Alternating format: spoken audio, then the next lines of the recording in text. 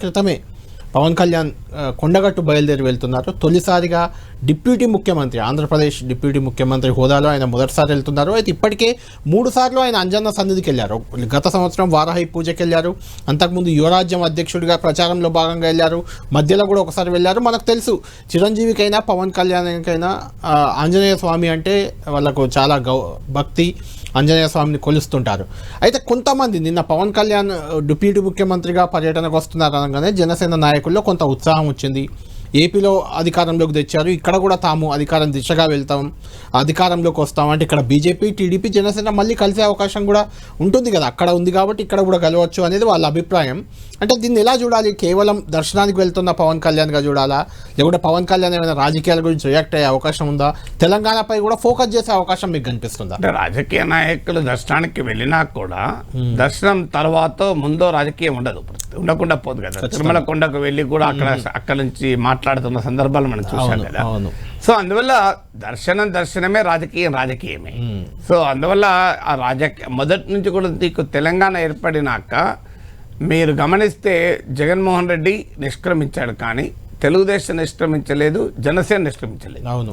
So even Telugu Desam దాదాపు నిష్క్రమించిన తర్వాత కూడా ఇటీవల అసెంబ్లీ ఎన్నికల్లో బీజేపీతో కలిసి జనసేన పోటీ చేసింది. టీడీపీ లేదు, కానీ ఇంకా టీడీపీ కూటమిలో లేదు. టీడీపీ ఎన్నికల్లో కూడా పోటీ చేయని ప్రకటించింది, కానీ జనసేన మాత్రం పోటీ చేసింది. అంటే తెలంగాణ రాజకీయాల్లో మున్సిపల్ జీహెచ్ఎంసీ ఎన్నికల సమయంలో కూడా ఆసక్తి చూపారు. బీజేపీ కొన్ని సీట్లు అడిగారు, ఇవ్వనందుకు పవన్ కళ్యాణ్ తన నిరసన కూడా వ్యక్తం చేశారు, బహిరంగంగానే నిరసన వ్యక్తం చేశారు. ఎమ్మెల్సీ ఎలక్షన్ లో మీరు పోటీ చేసినప్పుడే అప్పుడు బీఆర్ఎస్ కు మద్దతు ఇచ్చారు. అప్పట్లో బీజేపీతో కొంత గ్యాప్ ఉండడం వల్ల ఇచ్చారు. సో ఆయనకు అంటే కేసీఆర్ తో ఉన్న వ్యక్తిగత సాన్నిహిత్యం కూడా, ప్రధాని పివి నరసింహారావు మాజీ ప్రధాని కూతురు అని కూడా అన్నారు, ఆ కారణం చెప్పి ఇచ్చారు. ఇవ్వదలుచుకున్నప్పుడు ఏదో కారణం చెప్తారు, కానీ ఫండమెంటల్ పాయింట్ ఏంటంటే తెలంగాణ రాజకీయాల్లో ఏదో ఒక ప్రయత్నం మాత్రం పవన్ కళ్యాణ్ మొదటి నుంచి కూడా చేస్తూ వచ్చారు. ఏదో రూపంలో ఏదో విధంగా ప్రయత్నం చేస్తూనే వచ్చారు. సో కానీ ఎన్నడూ పెద్ద ప్రభావం చూపలేదు. మీకు జిహెచ్ఎంసీ ఎన్నికల్లో 150 కార్పొరేటర్ అంటే ఒక్కటి కూడా ఇవ్వలేదు కదా బీజేపీ. ఇవ్వకపోవడం కాదు, అప్పటికి నాకు గుర్తు రాష్ట్ర అధ్యక్షుడిగా సంజయ్ ఓపెన్గా ప్రకటించారు, మాకు తెలంగాణలో ఏ పార్టీతో పొత్తుండదు అని. లక్ష్మణ్ కిషన్ రెడ్డి వెళ్ళి పవన్ కళ్యాణ్ కలిసాక బీజేపీకి మద్దతు ఇచ్చారు. అసెంబ్లీ ఎన్నికల్లో మాత్రమే సీట్లు ఇచ్చారు.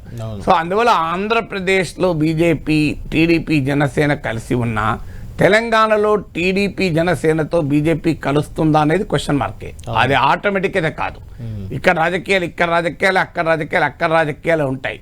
ఎందుకంటే ఇక్కడ తెలంగాణలో టీడీపీ, జనసేనతో కలవడం వల్ల ప్రయోజనం ఎంత అనే విషయంలో బీజేపీలో భిన్నాభిప్రాయాలు. అంటే నాగేశ్వర్ గారు, ఆంధ్రప్రదేశ్లో పవన్ కళ్యాణ్కు ఉన్న సినిమా ఇమేజే కదా రాజకీయాల్లో అయినా రాణించడానికైనా దేనికైనా, దాంతో కంపేర్ చేస్తే తెలంగాణలో ఇంకెక్కువ ఇమేజ్ ఉంది. పవన్ కళ్యాణ్కి అభిమానులు కూడా చాలా ఎక్కువ. ఇక్కడ మీకు చిరంజీవికి లేరా? ఇక్కడ చిరంజీవికి అప్పుడు బాగానే ఓట్లు, ఒకటే సీట్ వచ్చింది, రెండు బాల్కొండ, నిర్మల్ 18 మహేశ్వర్ రెడ్డి 18 సీట్లు ప్రజారాజ్యం కాస్తే 16 సీమాంధ్ర ప్రాంతంలో వచ్చాయి, 2 మాత్రం ఇక్కడ వచ్చాయి. అంటే తేడా ఏంటి?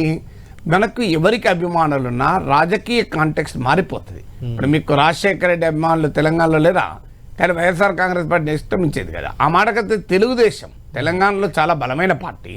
సో ఒక దశలో తెలుగుదేశం వాళ్ళు చంద్రబాబు నాయుడు కోరారు కూడా, మీరు ఆంధ్రప్రదేశ్లో ఉంటే లోకేష్ మాకు ఇవ్వండి అని. సో అడిగారు, కానీ బట్ ఫండమెంటల్గా పవన్ కళ్యాణ్కి ఓటు వేయడం వేరు, పవన్ కళ్యాణ్ మనుషులకు ఓటు వేయడం వేరు. ఇప్పుడు అక్కడ ఆంధ్రప్రదేశ్లో పవన్ కళ్యాణ్ అభిమానులు పవన్ కళ్యాణ్కి ఓటేస్తున్నారంటే, జనసేనకి వేస్తున్నారంటే పవన్ కళ్యాణ్ ఉప ముఖ్యమంత్రి చేస్తానికో ముఖ్యమంత్రి చేస్తానికో వేస్తున్నారు. తెలంగాణలో పవన్ కళ్యాణ్ ఎప్పుడు ముఖ్యమంత్రి కాడు. సో అందువల్ల అక్కడికి ఇక్కడ తేడా. అందుకే ఇప్పుడు మీకు తెలుగుదేశం కూడా దెబ్బతినడానికి కారణం అది. నువ్వు ఎన్ని చెప్పినా చంద్రబాబు నాయుడు తెలంగాణ ముఖ్యమంత్రి కాడు కదా. సో తెలుగుదేశం అభిమానులకు ఉన్న సమస్య ఏంటంటే, చంద్రబాబు నాయుడు మనిషి ఎవరైనా ఇక్కడ కావాల్సింది చంద్రబాబు నాయుడు కాదు కదా.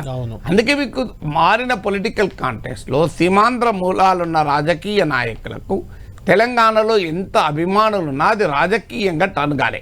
అది ఎగ్జాంపుల్ మీకు YSR Congress example, TDP example, ఇద్దరు ఎగ్జాంపుల్ మనకు కనబడుతుంది. అంతకుముందు చిరంజీవి ఎగ్జాంపుల్ కూడా కనబడుతుంది.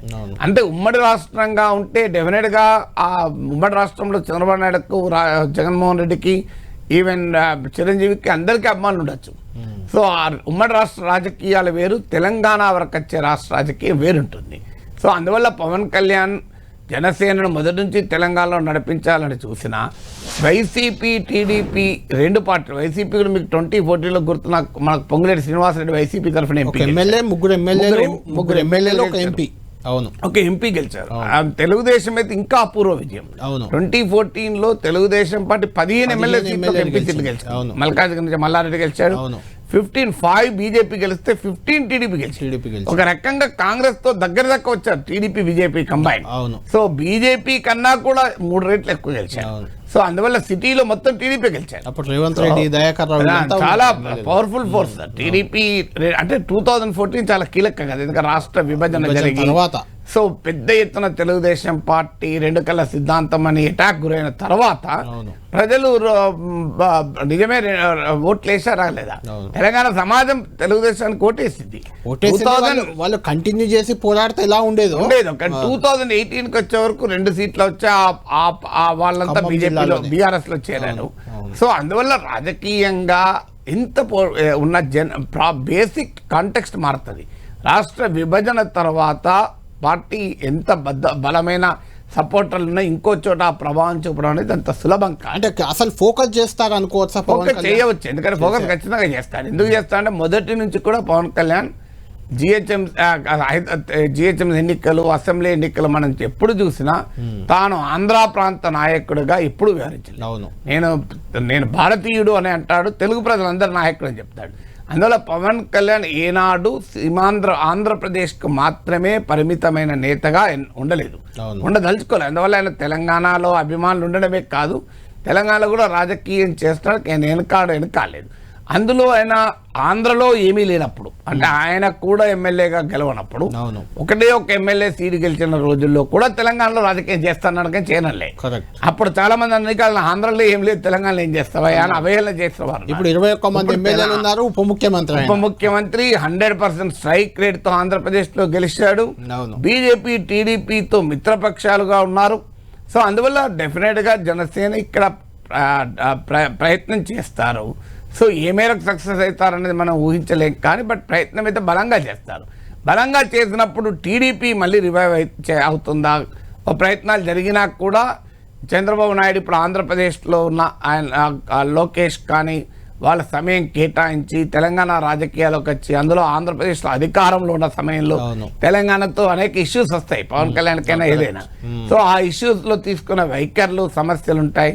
తెలంగాణలో బీజేపీ పెరుగుతున్న సమయంలో బీజేపీతో ఆంధ్రప్రదేశ్లో కలిసి ఉంది. ఇక్కడ బీఆర్ఎస్ అయితే కలవలేరు కదా జనసేన. కేసీఆర్తో ఎంత ప్రత్యేకమైన అభిమానం ఉన్నా, అనుబంధం ఉన్నారు కనుకనే మీరు ఇంతకుముందు గుర్తు చేసినట్టు 2021 శాసనమండలి ఎన్నికల్లో బీఆర్ఎస్కు మద్దతు కూడా ఇచ్చాడు పవన్ కళ్యాణ్. కానీ బట్ స్టిల్ అక్కడ ఎంత రాష్ట్రం వేరని చెప్పినా ఆంధ్రప్రదేశ్లో బీజేపీతో కలిసి ఉండి, కేంద్రంలో ఎన్డీఏలో ఉండి, తెలంగాణలో మాత్రం ఎన్డీఏలో ఉండము అని అనరాదు. అంటే బీఆర్ఎస్ ఎన్డీఏలో పోయినప్పుడు ఆటోమేటిక్ గా చెప్పలేము. కానీ దానికి బీజేపీ సిద్ధంగా ఉంటుందా అనేది క్వశ్చన్. అది 2028 వరకు తెలుస్తుంది. ఇప్పుడు తేలే అంశం కాదు. సో అప్పుడు ఉన్న సిచ్యువేషన్ బట్టి ఏముంటుందనేది మనం ఇప్పుడు చెప్పలేము.